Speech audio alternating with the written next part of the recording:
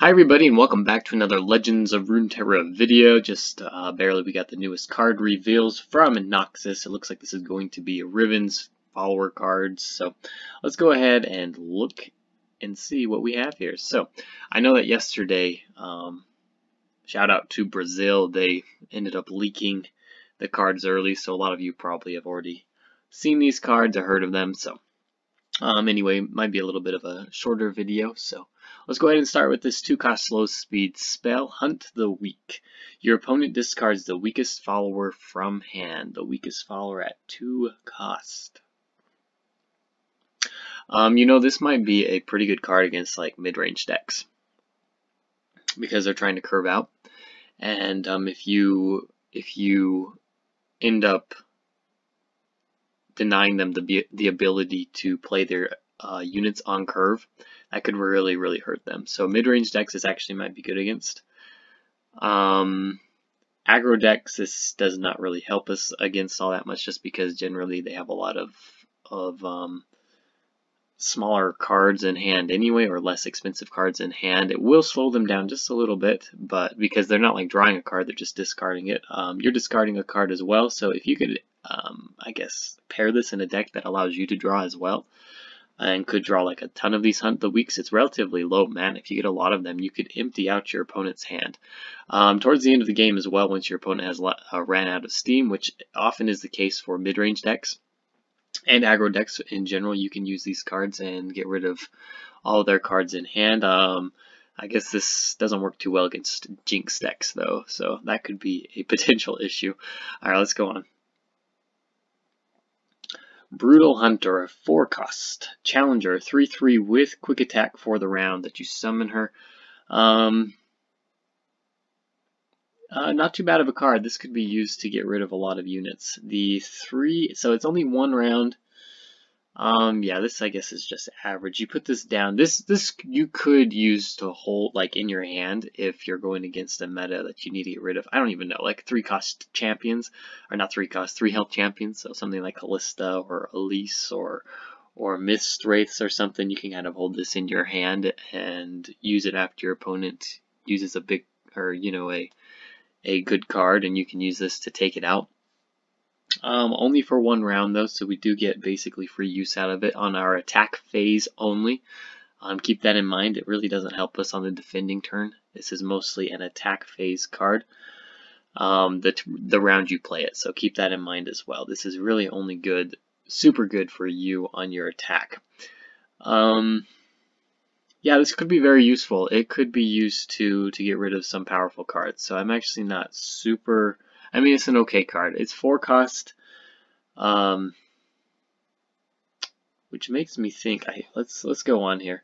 I think Riven might be a 3-cost card, is what I'm guessing. So we got a 4 and a 5, yeah. Here's another one. This is a 7/3 card with Challenger. Kind of the same idea here, but like, I think this one gets less use just because it doesn't have the quick attack. We can put this down on turn 5 to take out a enemy unit. The problem with this card though is the 3 health. There's a lot of cards that can do 3 damage in the game, and so it's kind of easy to take this card out. We've got like Get Excited, Grasp of the Undying. Yeah, there's just a lot of 3-cost damage spells, 3 damage spells out there that are easy to take this unit out. So, I mean, the reason why you would put this in your deck in the first place, I think, is if you were trying to take out something like I don't know, a Swain on turn 5, a 3/6 health line or stat line, you could put this down afterwards to take out the Swain.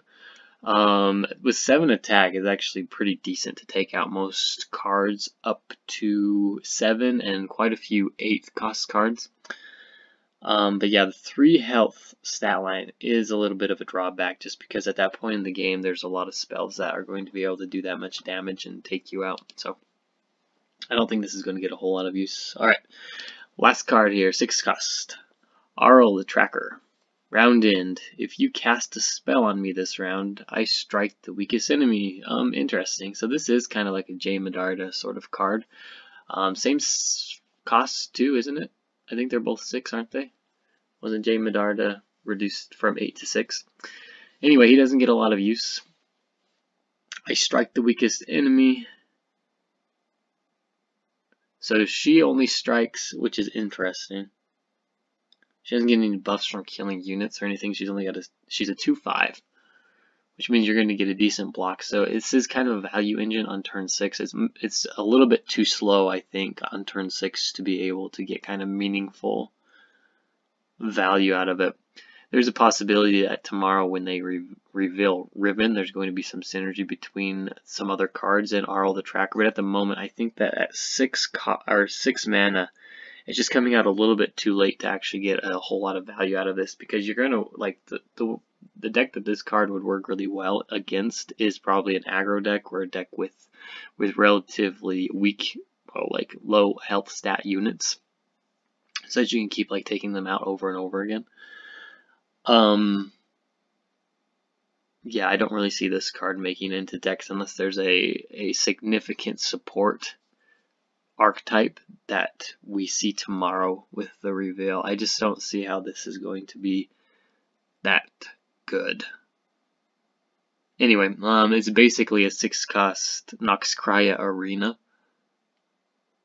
and you're only dealing 2 damage to their weakest enemy.